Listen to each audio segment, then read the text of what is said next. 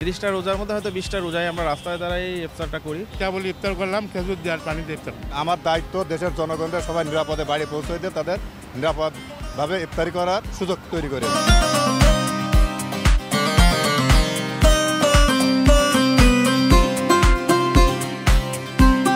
যানজটের শহর রাজধানী ঢাকা।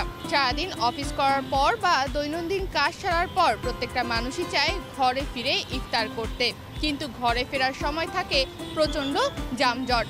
বসুন্ধরা টয়লেট্রিজ প্রেজেন্ট ঢাকার ইফতারে আজ আমরা দেখে নেব যে মানুষগুলো সেই যানজট পেরিয়ে সাধারণ মানুষকে ঘরে ফিরতে সাহায্য করছে, সেই ট্রাফিক পুলিশরা কিভাবে ইফতার করছেন।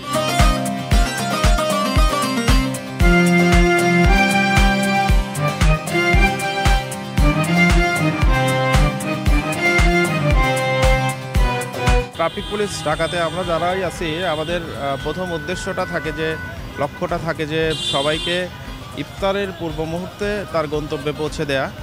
তো সেক্ষেত্রে আমরা প্রায় দিনই চেষ্টা করি এটা।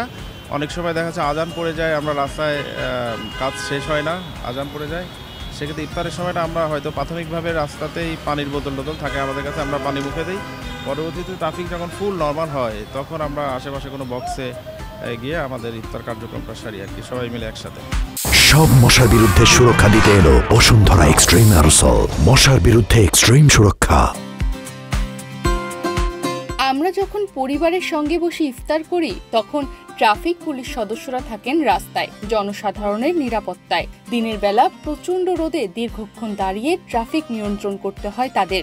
অনেক সময় শিফটের কারণে ইফতার বা সেহরির সময়ও ডিউটিতে থাকতে হয় ট্রাফিক পুলিশের।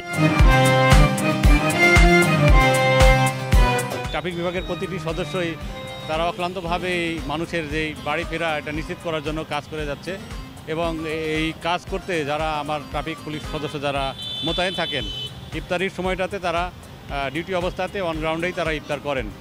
এবং আমাদের ট্রাফিক পুলিশের অ্যাডিশনাল কমিশনার স্যার থেকে শুরু করে ডাউনওয়ার্ড যারা আছেন সকলেই একদম অন গ্রাউন্ডেই ফোর্সের সাথেই তারা প্রতিদিন ইফতার করেন যেখানে সময় হয়ে যায় সেখানে। এবং আমাদের সবার উপস্থিতির কারণেই এখন এই রমজান মাসে যে মানুষের ভোগান্তি অনেকটাই কিন্তু কমেছে আগের বছরের তুলনায়।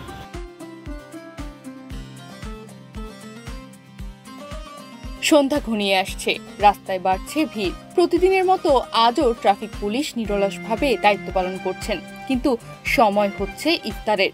চলুন দেখে নেওয়া যাক একজন ট্রাফিক পুলিশ কিভাবে ইফতার করছেন। কেবল ইফতার করলাম, খেজুর দিয়ে আর পানি দিয়ে ইফতার। আমার কাছে ভালো লাগে এটাই যে আমি যারা যাত্রী আছে এদেরকে নিয়ে যত তাড়াতাড়ি বাড়িতে যে ইফতার করাতে পারি, এটা একটা মজার বিষয়। আর যারা ওয়েটিংয়ে থাকে আমার ইফতার ভাগ করে সবার সঙ্গে খাই।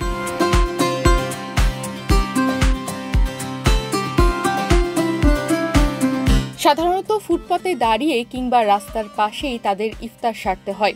নেই বিলাসিতা, নেই কোনো আয়োজন, আছে শুধুই কর্তব্যবোধ। ট্রাফিকের দায়িত্বে থাকায় প্রায় সময়ই মেলে না কয়েক মিনিটের বিরতিও। এটা আমার নৈতিক বোধ থেকে করা প্রয়োজন, তাই আমি নৈতিক বোধ থেকে ডিউটিটা করতে হচ্ছে আমাকে। কারণ আমার দায়িত্ব দেশের জনগণদের সবাই নিরাপদে বাড়ি পৌঁছে দিয়ে তাদের নিরাপদভাবে ইফতারি করার সুযোগ তৈরি করে দেওয়া। আর এই কাজটাই আমাকে করতে হবে।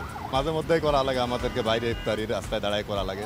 এটা কোনো ঘটনাই না আমাদের কাছে, এটা আমরা আনন্দ অনুভব করি।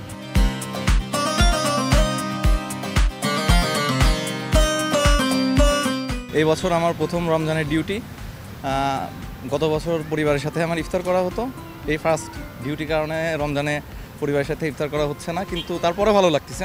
নিজের কন্ট্রিবিউশনের মাধ্যমে সবাইকে ঘরে পৌঁছে দিয়ে তাদের ইফতারির মাধ্যমে মানে যে আনন্দটা খুঁজে পাচ্ছি, সেটাই আমার জন্য মনে হচ্ছে অনেক বড় পাওয়া। এটা আমার প্রেরণা হিসাবে কাজ করবে চাকরিতে। ব্যস্ততার শহর ঢাকার সড়ক পরিবহন ব্যবস্থা অত্যন্ত চ্যালেঞ্জিং। জনসংখ্যা বৃদ্ধির সাথে সাথে রাজধানীতে যানবাহনের সংখ্যাও দিন দিন বাড়ছে, যা ট্রাফিক ব্যবস্থাপনার জন্য একটি বড় চ্যালেঞ্জ হয়ে দাঁড়িয়েছে। প্রতিদিন সেই ট্রাফিক নিয়ন্ত্রণ করছে দেশের পুলিশ বাহিনীর সাথে ট্রাফিক সহায়তাকারী ছাত্ররাও। বসুন্ধরা টয়লেট্রিজ প্রেজেন্ট ঢাকার ইফতারে আজ আমরা দেখলাম ট্রাফিক পুলিশরা কিভাবে ইফতার করছেন, যারা প্রতিদিন দেশ ও দেশের মানুষকে নিরলসভাবে সেবা দিয়ে যাচ্ছেন। তনিমা রহমান, বাংলাদেশ প্রতিদিন।